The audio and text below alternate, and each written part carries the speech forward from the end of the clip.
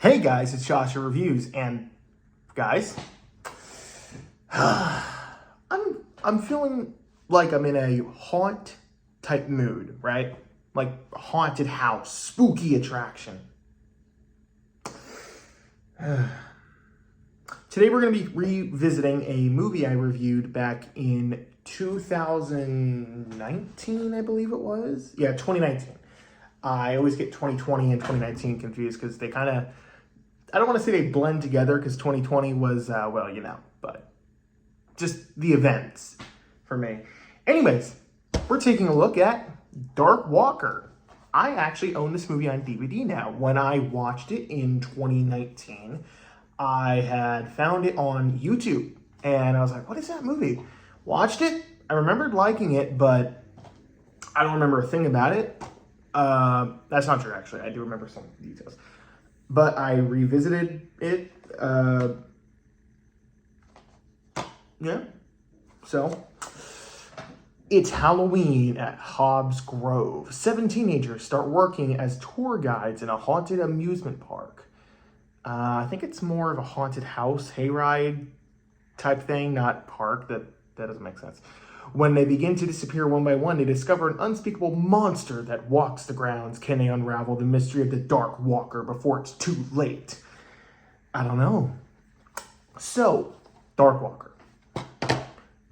I had a surprisingly good time with this. So, I remember when I watched this for the first time, I was like, I don't really know what to expect.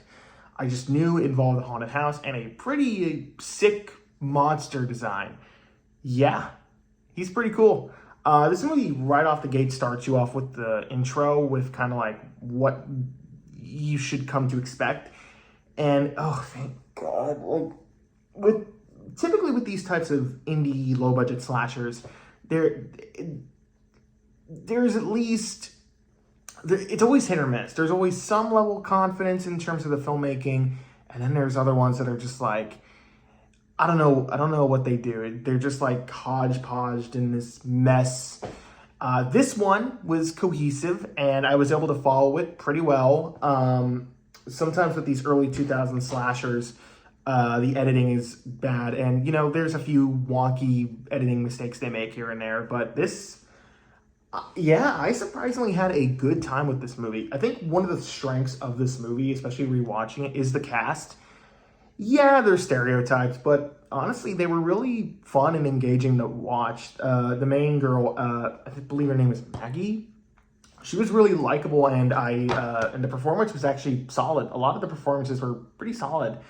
There's a slight bit of humor in this movie, especially with the one sheriff character. He's kind of like, we need to, find this serial killer or whatever's doing this. And then, when the owners of the haunt leave, he literally is like, hey, take a picture of me with the dead corpse. It's like, what? And it's kind of giving off that thing that deer hunters do where they take pictures with their, their catch or whatever.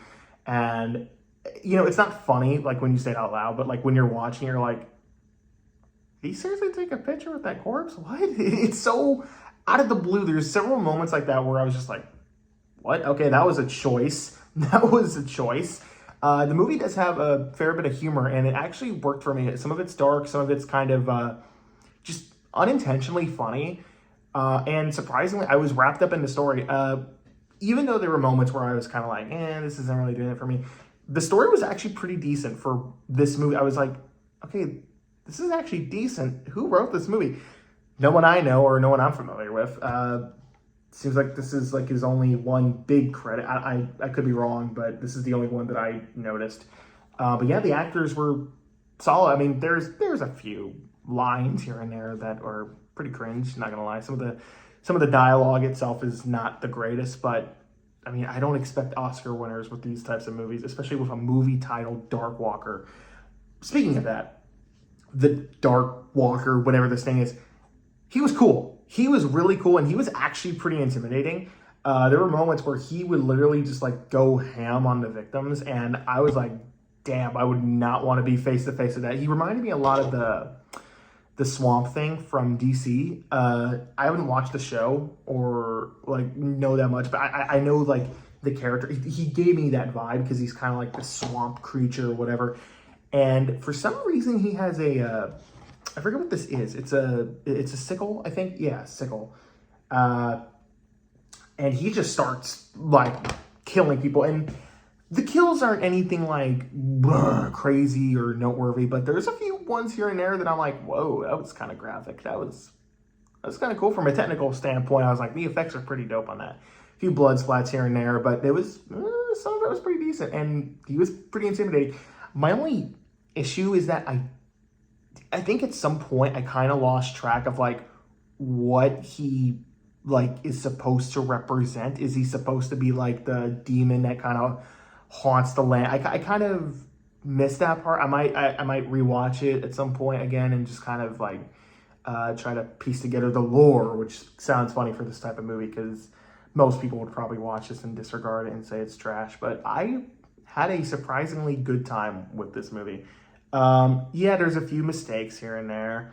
I think, actually, one thing I do want to mention, I really liked how the owner of the haunt, how, resourceful he was to responding to the incidents before it's revealed really what's going on. Because at first you're thinking, oh, wow, this guy actually seems kind of caring and sympathetic for what's going on. And he's like, he knows people are going missing and some people are getting murdered. So he's like, your first initial response is like, shut the place down, right? Because it's happening here.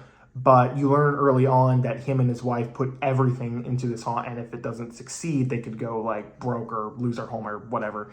And I was like, damn, okay. Like, I understand why they wouldn't want to have the place shut down. It kind of made me sympathize with their characters until it's revealed a little bit later what is really going on, which I won't spoil, but it's kind of like, damn, okay, got me fooled. Movie got me wrapped up in the story, which is surprising. Also, the main character Maggie, our lead, and she has a love interest named Josh.